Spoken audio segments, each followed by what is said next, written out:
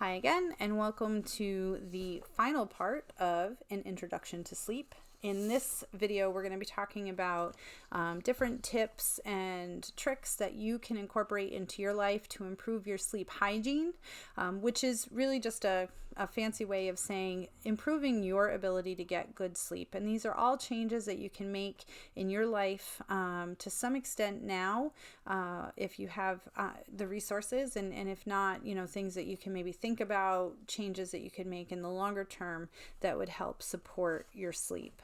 As I've said in the first two videos, this is one of the most crucial things that we do for our own well-being, for our mental health, for our physical health. There are significant ramifications for chronic sleep deficit, but also our bodies are wired to get sleep in very certain ways, and we live in a society that doesn't always pay attention to that.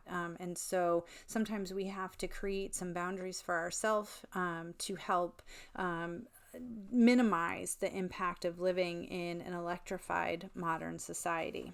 So here's a little list of tips, and we're going to go through these real quick, and hopefully these are some changes you can start to make in your own life to help your sleep ability. So the first one is maintaining a regular sleep and wake routine, and this is particularly challenging for a lot of folks right now because your schedules have been upended, and maybe your alarm clock was always set to go to work, and now that you're not going to work, you might not know what time to even get up.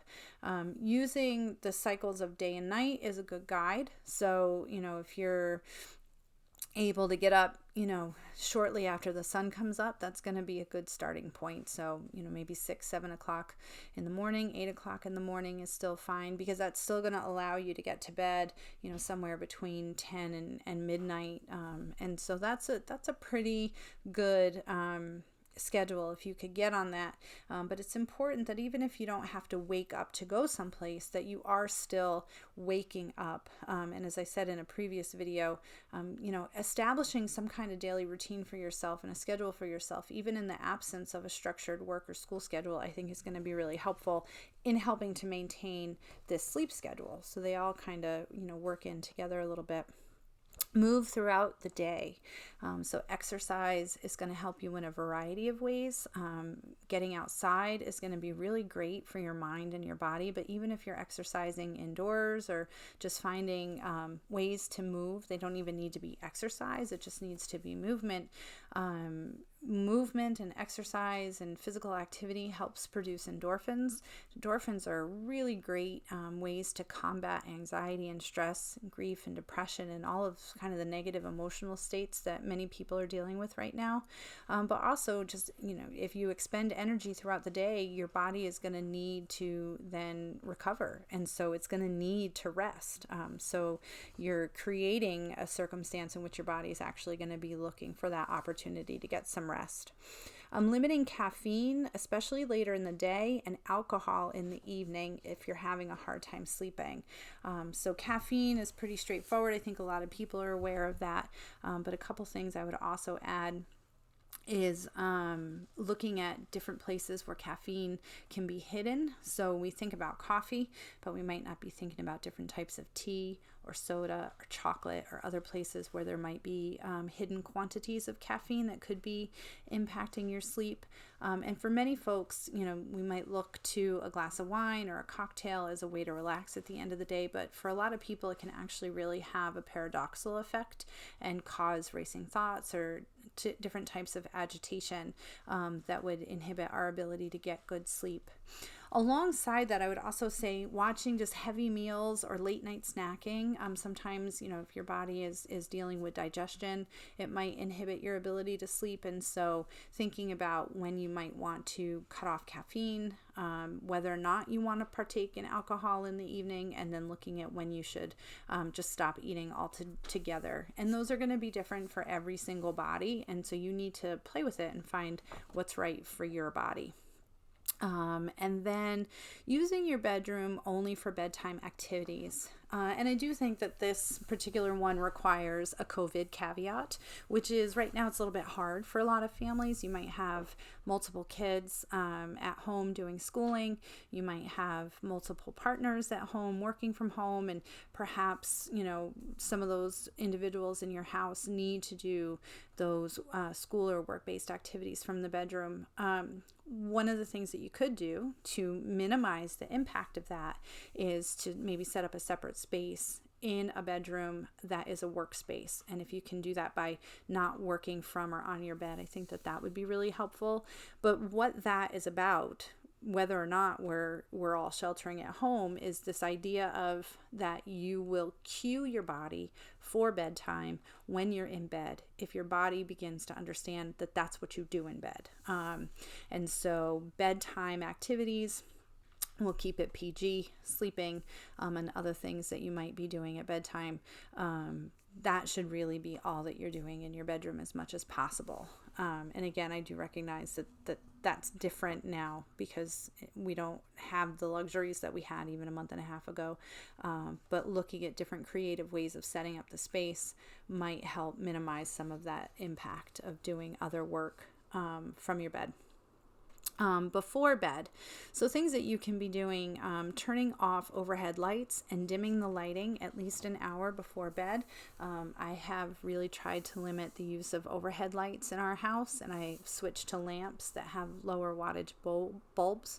So sort of after dinner and that early evening, it's helping to quiet the space and dim the space and bring the ability for our bodies to recognize that it's night, so that our bodies and our brains can start to release melatonin and unwind and recognize some of those biological and physical cues that it's time for sleep. So looking to do that. The sabotager of the 21st century when it comes to sleep are the devices, the phones. So ideally, you should be off your phone an hour to 2 hours before bed. I recognize what that's asking of folks, and I know that it's tough, but you could at least put your blue light filter on. Most phones have a setting now for an evening setting or a nighttime setting. So you can set that, which is going to make your screen a little more yellow. The blue light has been found in studies to trigger the brain in the same exact way that sunlight does. And so the blue light on many of our electronic devices tells our brains that it's still daytime. So dimming that as much as possible. You can get screen protectors that have a blue light filter, or again, just getting off the devices an hour or two before bedtime. That's also probably going to help your stress level too, particularly if you're prone to scrolling news feeds and being exposed to things that maybe have an emotional response for you. If you're putting down your phone an hour or two before bedtime, not just from a blue light perspective, but also just from that input that we're just constantly being exposed to now with numbers and facts and opinions, and how that has triggered, some emotional responses for many people. Getting off your phone might help with that as well. Meditating or practicing yoga, if you can do that in the evening, it might be a great way to relax your body and relax your mind and get more into a preparation for sleep place. Journaling to help with a racing brain. This is particularly beneficial right now. We have so many things that we're feeling, fear and confusion and anger and sadness and grief and trauma, and having an outlet for that can be really beneficial. And for a lot of people, that outlet could be journaling. I also find it to be great for gratitude practice. And so you could use your journal as a way to record the things that you're grateful for throughout the day. And that could be a good way to help to settle the mind and body into getting ready for sleep. I would also add, sometimes one of the things I struggle with at bedtime is, things I didn't get done during the day or things that I need to do the next day. And so sometimes just keeping pen and paper next to the bed is great to jot those things down, because then your brain knows it's recorded and it can let it go. And so instead of laying there and being like, oh my God, I know I'm going to end up forgetting this and I have to do this, and, getting on that hamster wheel, it's a good way to just kind of release that because you've written it down. It's safe. It'll be there waiting for you in the morning. Reading a book can sometimes be really beneficial for getting ready for bed. Taking a warm shower or bath can help a lot. And so one of the things that you could do in that way is really just some self-care. You're taking, good gentle care of yourself. If you're into aromatherapy, you could use a lavender scented shower gel or some after shower lotion to help stimulate that relaxation response in your brain. But even just the warm water is going to be very relaxing for the muscles in your body. It could be silence for the first time in a day. If you're home with a house full of people, it might be the first moment of quiet privacy you've had all day. And so take it and enjoy it. Another interesting thing about the hot bath or shower is that research finds that our bodies sleep better in slightly cooler rooms. And so if you take a warm bath or shower, when you go into bed, your body is going to think that it's actually cooler because you've raised that body temperature a little bit. And so it just helps you also enhance the natural environment that you're in when you're going to sleep. And then finally, body scan or progressive muscle relaxation. And those are techniques that can be a part of meditation, but you can also do them on your own. And you would just start at either the top of your head and work towards your feet, or you would start at your feet and work to the top of your head. But you would, at each muscle group, you would tense and hold those muscles for a count of 5. And then release. And then you move all the way through the body. Like I said, either top to bottom or bottom to top, whichever works better for you. But it helps relax all the muscles of the body. So if you're holding tension, it's going to help you relax. But I also find it's great because it gives your brain some place to be. So if you're really dealing with racing or intrusive thoughts, the concentration that you need to move through your body can help steer your thought patterns away from the more upsetting or stress response thoughts that you might be having. And so I find a lot of times I don't even make it, if I start at my head, I don't make it to my feet or vice versa. So it can be a really, really powerful way to get some sleep. I did want to say one other thing with meditation. Body scan meditation can be a really great way to get some sleep. And the app I use, Insight Timer, has a pretty significant collection of both body scan and yoga nidra meditations. Yoga nidra is a style of meditation that it moves consciousness throughout the physical body while also helping you settle your mind and get into sleep. And I find that a really effective tool when I'm having a hard time with sleep. Finally, I would say be kind and gentle to yourself.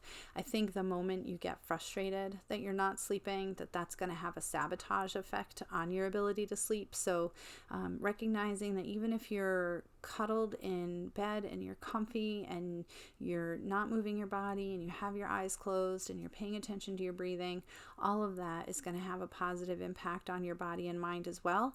And I think a lot of times once we stop fighting it, it makes it much easier to go to sleep. But the longer that you lay there and you are, frustrated and condemning yourself and why can't I go to sleep, and you're so desperate for it, I think that actually pushes it farther out of reach. So if you can get to a place where you can just lie and rest and say, well, at least right now I'm just resting my body, that might be the permission that your brain needs to turn off and to just be gentle and drift off at that time. If you have questions, please reach out. I'd be happy to help anybody that's struggling with a particular area, or if you need more personalized tips on how to implement some of these things, I would be happy to help. So, don't be afraid to be in touch. Be gentle with yourself. Recognize that these are incredibly hard times that we're living through, but we do have power in the way that we are living our lives to take good care of ourselves. So, good luck. Sweet dreams. I'll see you soon.